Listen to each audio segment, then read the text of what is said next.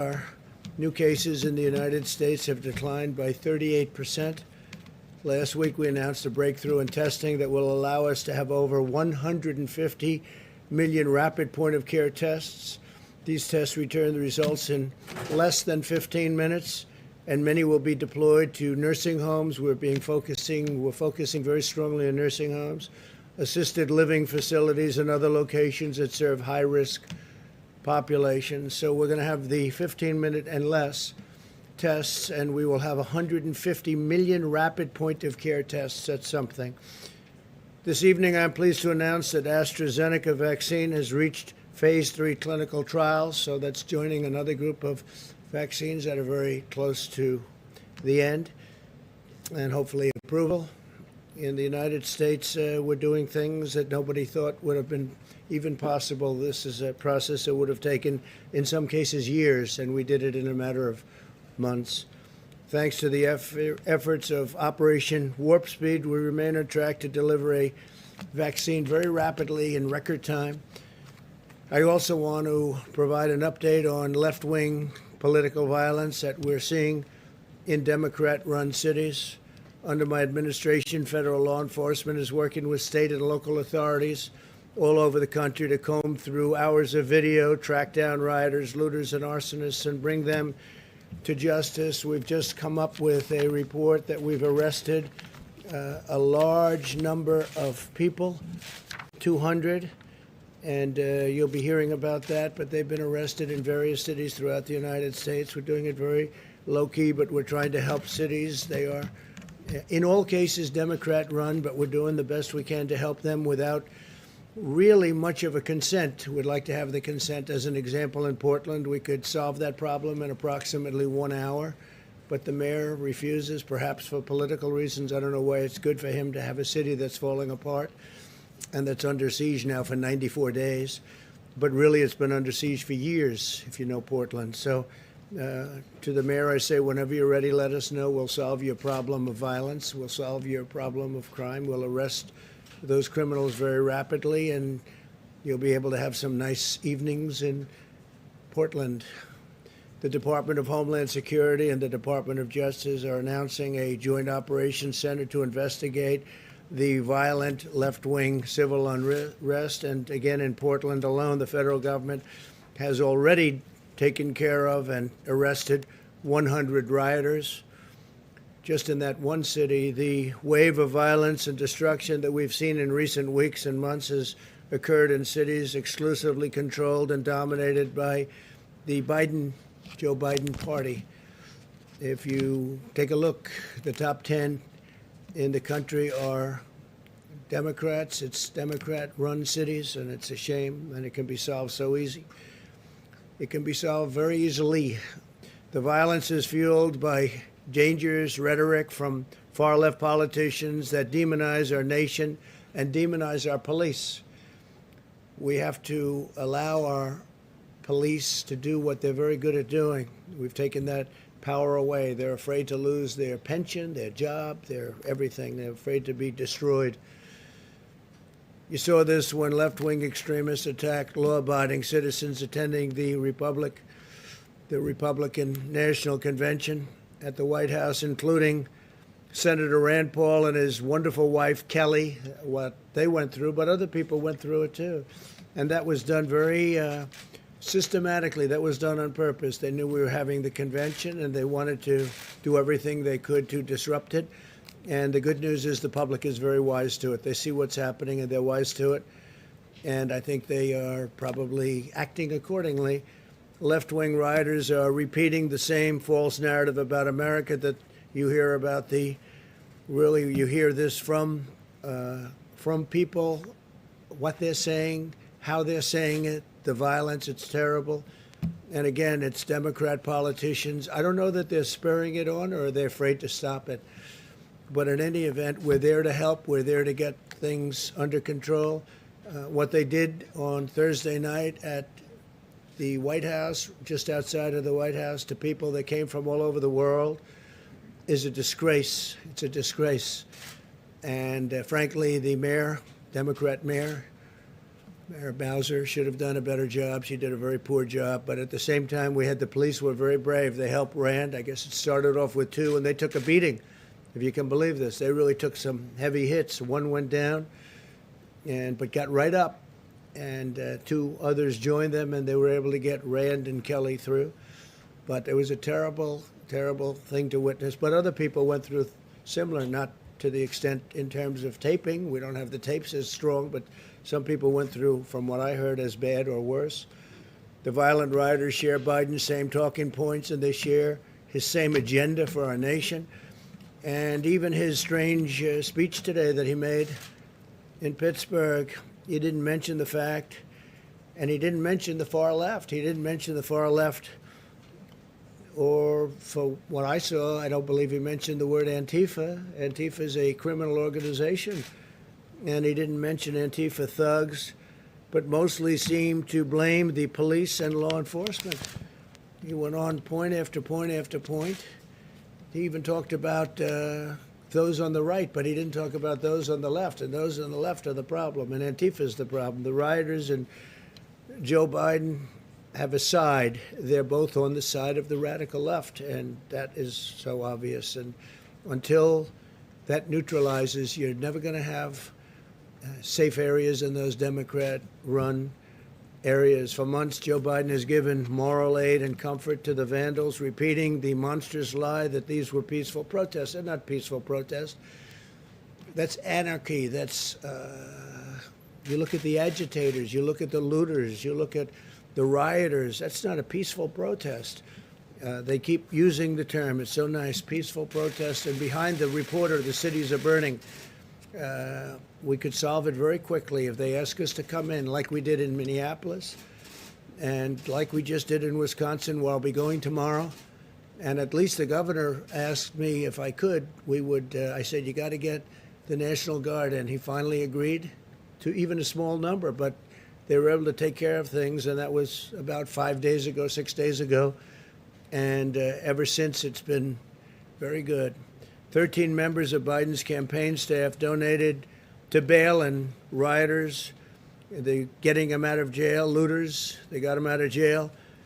And his running mate, Kamala, urged their supporters to do the same thing.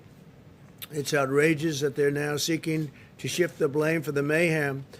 And they really want to put it on the backs of the police. I see it. The police there's just a war on law enforcement in this country, and without law enforcement, we wouldn't have a country. We have very talented people. They're not allowed to do their job. If you give the radical left power, what you're seeing in the Democrat-run cities will be brought to every city in this country. If they have that power, every city in this country could be potentially another Portland or another Chicago where they've had such problems. To defeat them, we must jail lawbreakers, and we must defeat their hateful ideology about this country, about America. We must teach our children that America is an exceptional, free, and just nation worth defending, preserving, and protecting. And that's what we want to do. They want to destroy our country. They're going to destroy our suburbs. But I think I've gone a long way from allowing that to happen. The suburbs are protected, especially with the rule changes that I made. I took them out of the Obama administration. They were going to be made much worse. What we're witnessing today is a result of left-wing indoctrination in our nation's schools and universities. Many young Americans have been fed lies about America being a wicked nation plagued by racism. Indeed, Joe Biden and his party spent their entire convention spreading this hateful and destructive message while refusing to say one word about the violence. They didn't even discuss law enforcement, the police.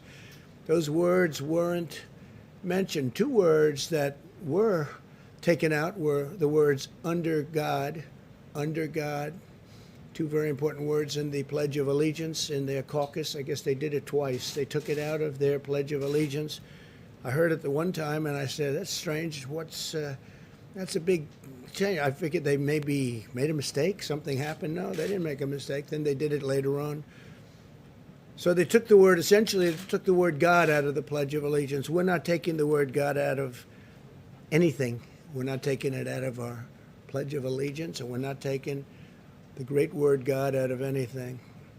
At our convention, we highlighted law enforcement heroes and repeatedly emphasized that violence has no place in American political discourse. The left's war on police, faith, history, and American values is tearing our country apart, which is what they want. They think it's good, but it's gotten out of control. They're unable to control this radical left crazy movement, but we can control it very quickly, very, very quickly indeed.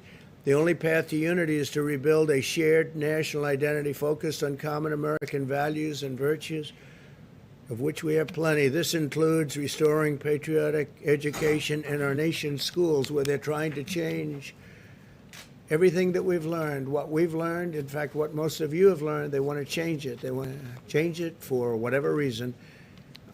Cancel culture, whatever you want to call it. At the same time, we must strictly and fully enforce our law and have no tolerance for, and no tolerance, zero, for violence.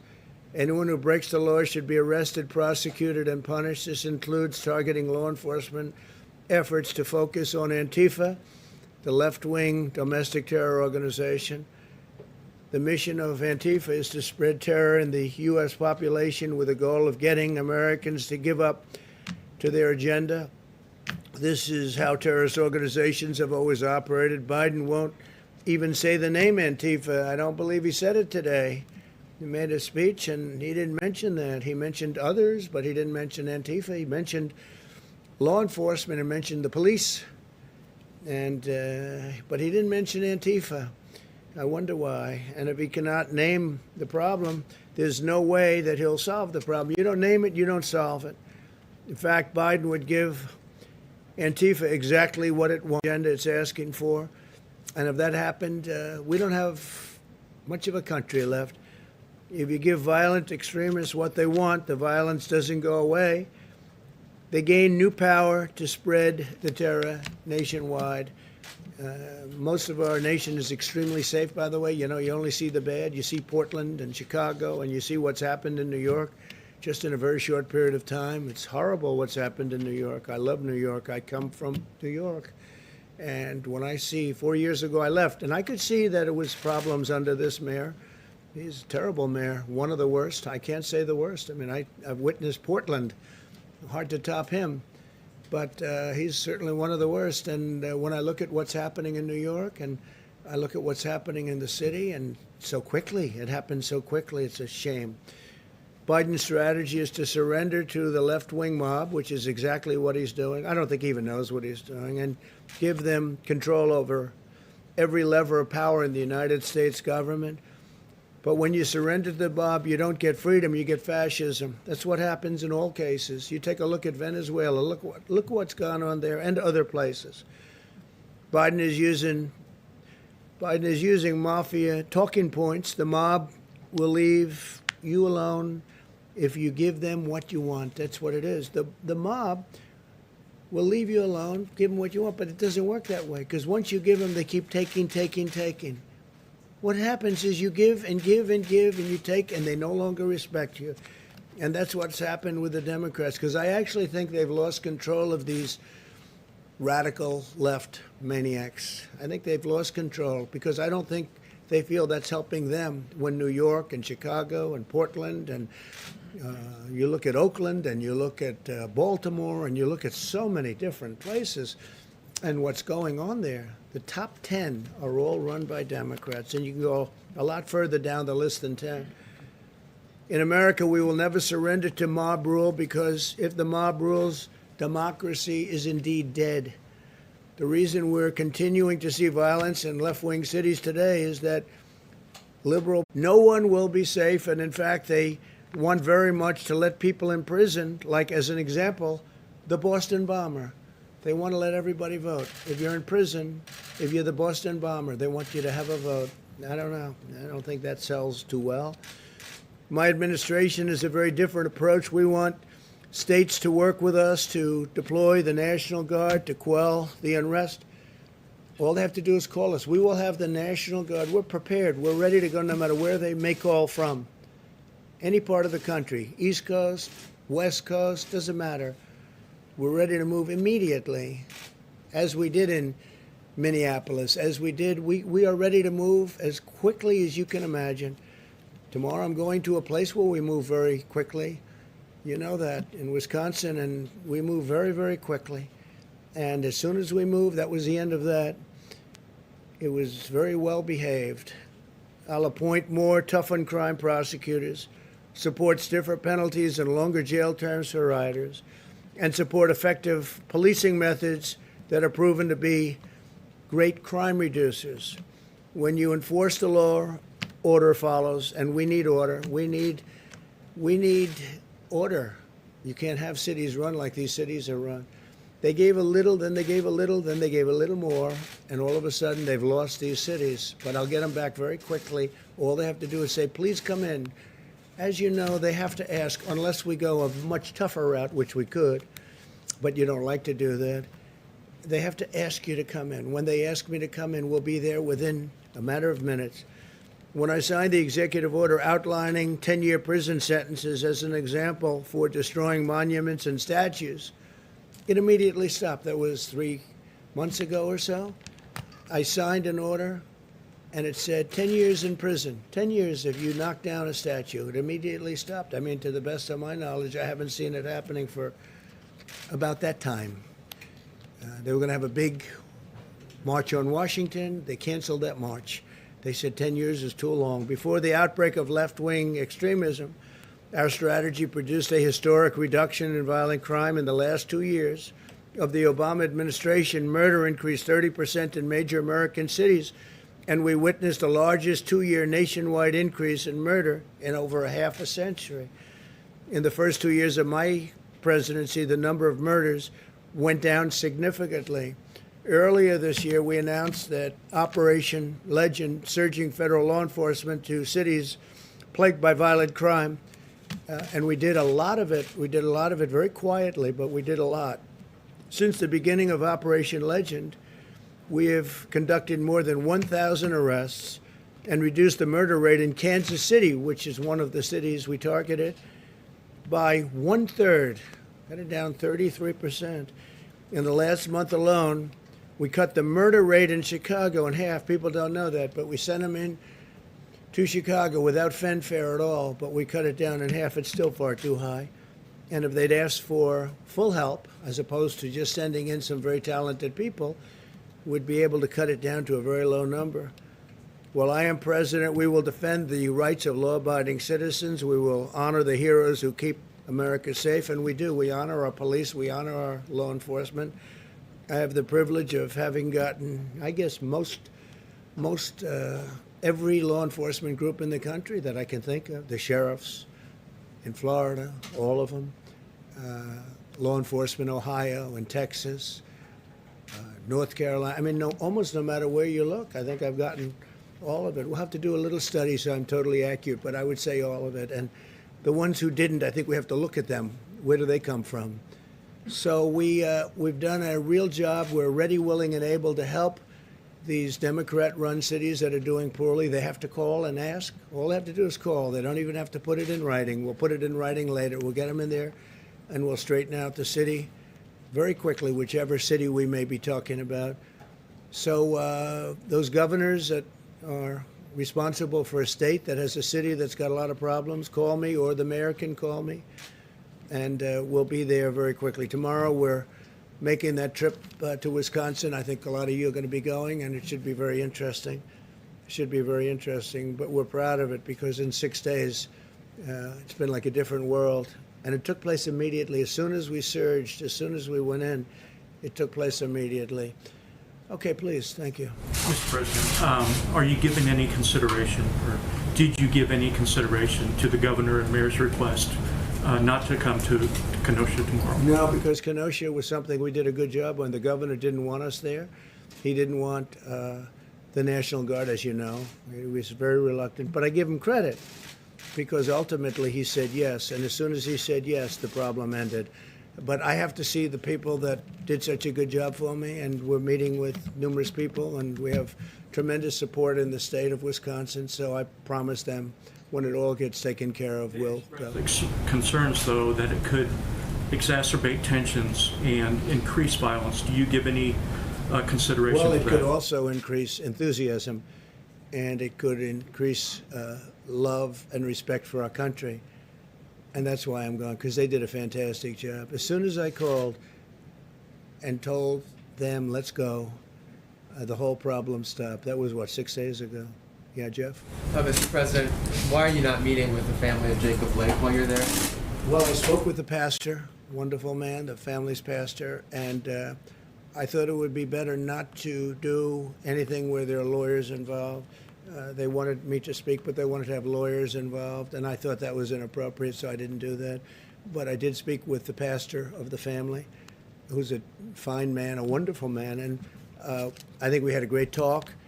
And I may at some point, do that, but they did have a lawyer that wanted to be on the phone, and I said, no, that's inappropriate, but I just gave my best regards. But again, I spoke with the pastor. Yeah, please. I have a question on coronavirus, but first, you were just criticizing Joe Biden, saying he didn't mention the far left or Antifa during his speech today. You said you wanted to talk about left-wing political violence. Yeah. But I noticed you did not mention that your supporters were also in Portland this weekend, firing paintball guns at people, some form of pepper spray. So do you want to also take this chance to condemn what your supporters did in Well, I Portland? understand they had large numbers of people that were supporters, but that was a peaceful protest. And paint is not, and paint is a defensive mechanism. Paint is not bullets. Your supporters, and they are your supporters indeed, shot a young gentleman who, and killed him, not with paint, but with a bullet.